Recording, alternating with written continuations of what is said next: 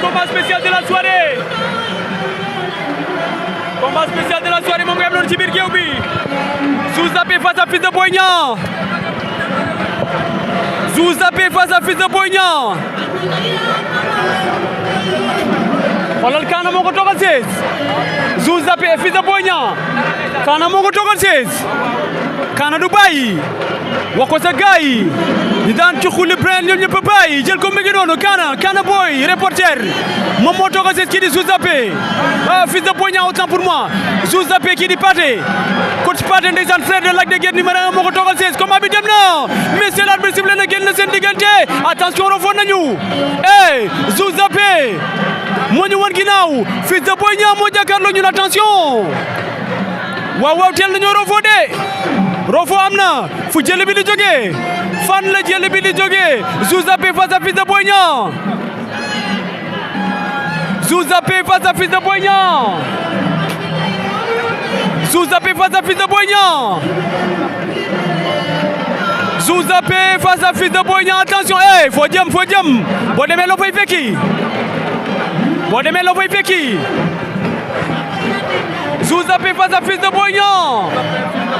waaw ñoo nga ca Zou Zappé face à Fils de Boy Niang.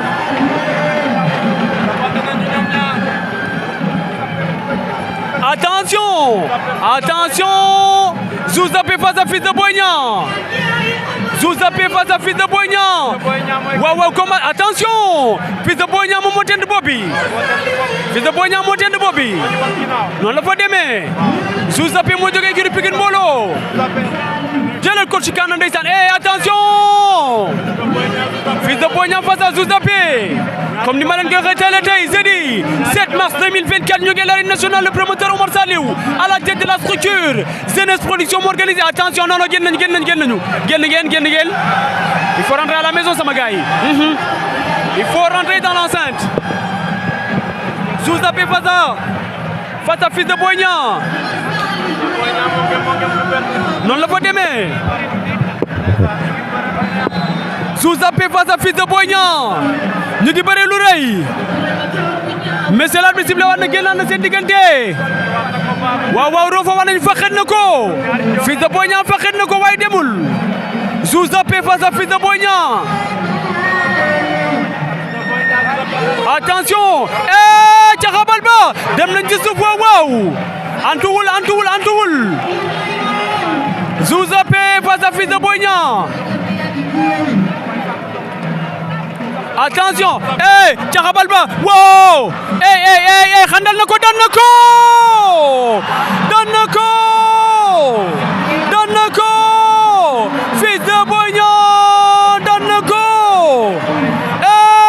jël bi rëy na waaw Fils de Boy Niang daan na Zou Zappé jël bi rëy na jël bi leer na jël bi amul benn werante Fils de Boy Niang daan na ko Fils de Boy Niang daan na ko Fils de Boy Niang daan na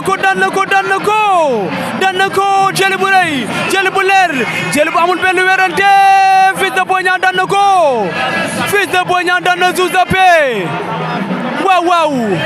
waaw jël bi rëy na jël bi leer na jël bi amul benn werante bëre nañu lu rëy mais il fallait un vainqueur et un vaincu ndeysaan waaw du courage Zou Zappé bëre nga ba dee waaye daanu nga Fils de Boy Niang daan na ko Fils de Boy Niang daan na ko comme ni ma leen ko waxee tey jeudi 7 mars 2024 ñu ngi à l'arène nationale le promoteur Omar Saliou à la tête de la structure Jeunesse Production moo organisé Fils de Boy Niang daan na Zou Zappé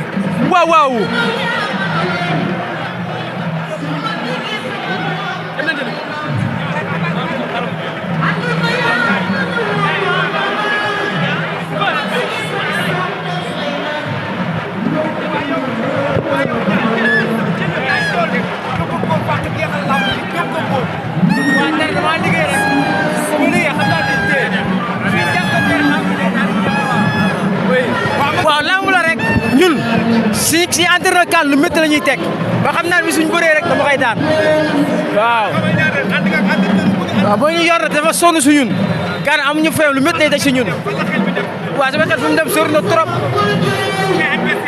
waaw man maa ngi fi rek nekk sama entourage ku ma lamb boole rek ñu ñu lamb boole rek ñu bëre ak yow ku ñu jox baax na waaw inshallah ku ñu booleel baax na ku ñu booleel baax na daw ñu res ñu inshallah waaw maa ngi sant yàlla nag di sant waa Pikine di sant waa Guédiawaye ñoom Toos ñoom Siyaga waaw di sant waa Teni mag ñëpp di sant ferrailleurs yi di sant dafa mécanicien booy kees apprenti yoro di sant Thierno Babou indi lay sow borom Louga borom saf-saf waaw di sant waa Pikine ñëpp di lim juum di sant sama grand frère Tafa Diop di sant suñu waa kër sama yaay ñëpp di sant waa Pikine ak ñëpp daal waaw